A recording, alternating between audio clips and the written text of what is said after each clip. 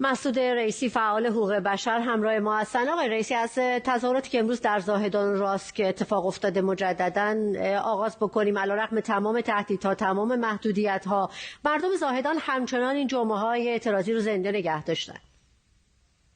درسته. اعتراضات در بلوچستان خصوصا در شهرهای زاهدان و راست که امروز با شجاعت همیشگی مردم ادامه داشت، هنوزم ادامه داره. در برخی از خیابان‌های شهر زاهدان مردم در خیابونا هستن، در علیه جمهوری اسلامی دارن شعار میدن. در واقع مردم شعارهایی که بیشتر امروز متوجه شعارهاشون بیشتر متوجه مثل همیشه متوجه علی خامنه‌ای و سپاه بود و بار دیگر خواستار دموکراسی و آزادی و برابری برای ایران شدند.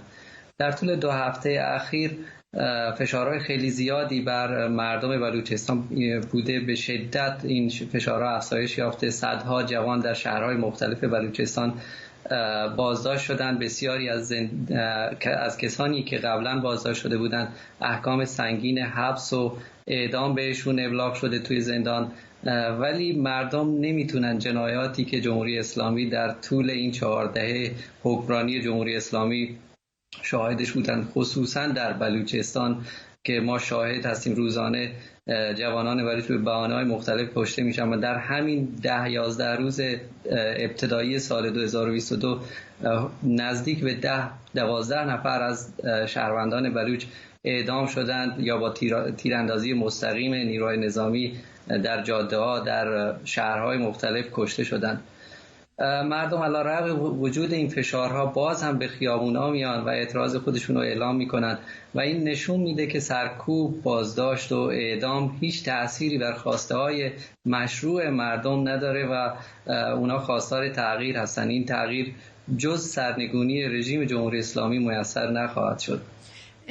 به صحبت‌های مولوی عبدالحمید و انتقادی که دوباره داشته از رفتارهای حکومت هم اگر بخوایم بپردازیم، به خصوص بخشی که به سخنان جدیدی که خامنه‌ای درباره مداحان صحبت کرد روز گذشته اشاره کرد، گفته مشکلات کشور با امامان جمعه و مداحان حل نمیشه. چطور ارزیابی می‌کنید این صحبت‌ها رو؟ بله، مولوی عبدالحمید خب موضوعی که ما در خیابون‌ها امروز شاهدش بودیم رو بهش پرداخت و گفت کشور به تغییرات ژرف و بزرگی نیاز داره و قوه قضاییه، قوه قهریه با این روشی که الان در واقع جمهوری اسلامی در پیش گرفته، سرکوب و این در واقع صدور احکام سنگین مثل اعدام، راه حل این خاموش کردن این مردم و اعتراضات نیست و مردم خواسته هایی دارند که باید بهشون در واقع توجه بشه.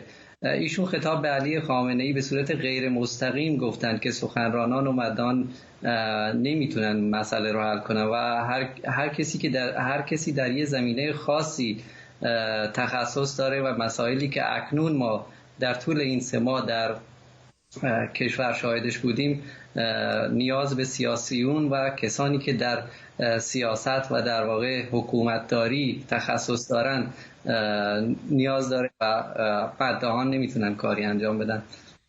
مولوی عبدالحمید در واقع در بخشی از سخنان خودش